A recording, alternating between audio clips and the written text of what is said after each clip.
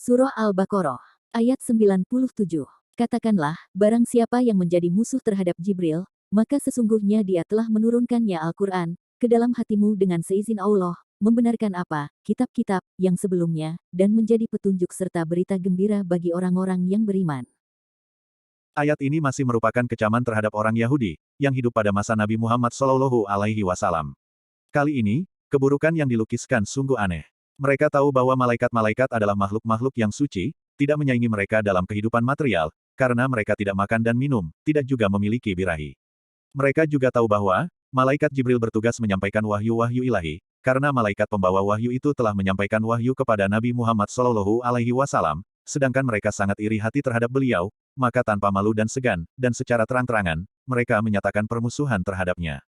Dalam satu riwayat diuraikan bahwa, mereka berkata, kami membenci Jibril karena malaikat itu membawa bencana, menyampaikan wahyu, dan membongkar rahasia kami kepada Nabi Muhammad SAW. Nabi SAW diperintahkan menyampaikan kepada mereka, katakanlah, barang siapa yang menjadi musuh terhadap Jibril, maka dia tidak mendapatkan sesuatu kecuali mudorot bagi dirinya sendiri. Karena malaikat Jibril sedemikian agung dan tidak dapat disentuh mudorot sedikit pun oleh ulah manusia, kecuali atas izin Allah. Malaikat itu sangat dekat kepadanya dan dipercaya olehnya. Tidaklah wajar memusuhinya, karena sesungguhnya dia telah menurunkannya, yakni Al-Quran atas izin Allah, bukan atas kehendaknya atau kehendakmu, hai Muhammad. Ini berarti juga, siapa yang memusuhi Jibril maka dia memusuhi pula Allah. Hai orang-orang Yahudi, tidak wajar kalian memusuhinya. Apalagi, wahyu-wahyu yang disampaikannya itu membenarkan apa, yakni kitab-kitab suci yang sebelumnya termasuk kitab yang dibawa oleh Nabi Musa alaihissalam.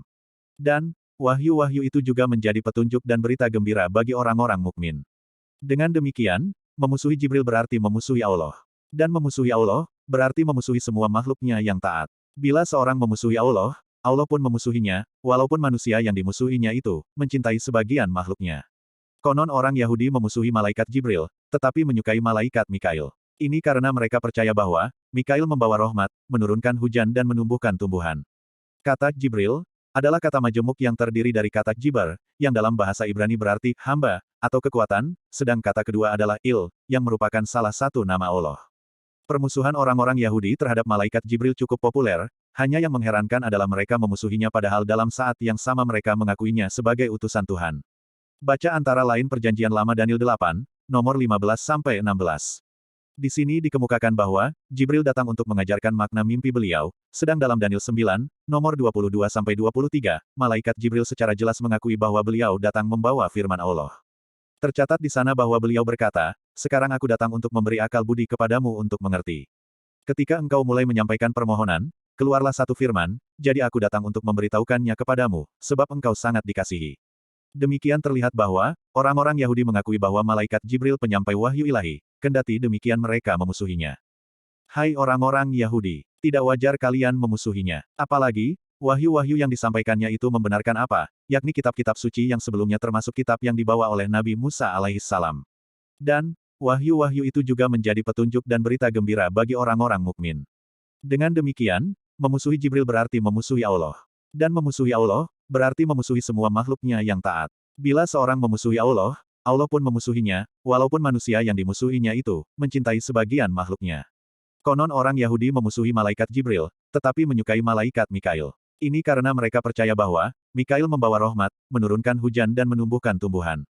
Kata Jibril, adalah kata majemuk yang terdiri dari kata Jibar, yang dalam bahasa Ibrani berarti hamba, atau kekuatan, sedang kata kedua adalah Il, yang merupakan salah satu nama Allah.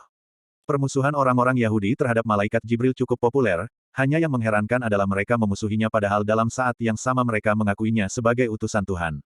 Baca antara lain Perjanjian Lama Daniel 8, nomor 15-16.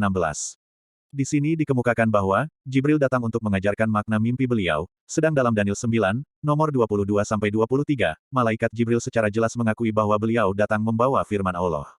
Tercatat di sana bahwa beliau berkata, sekarang aku datang untuk memberi akal budi kepadamu untuk mengerti. Ketika engkau mulai menyampaikan permohonan, keluarlah satu firman, jadi aku datang untuk memberitahukannya kepadamu, sebab engkau sangat dikasihi.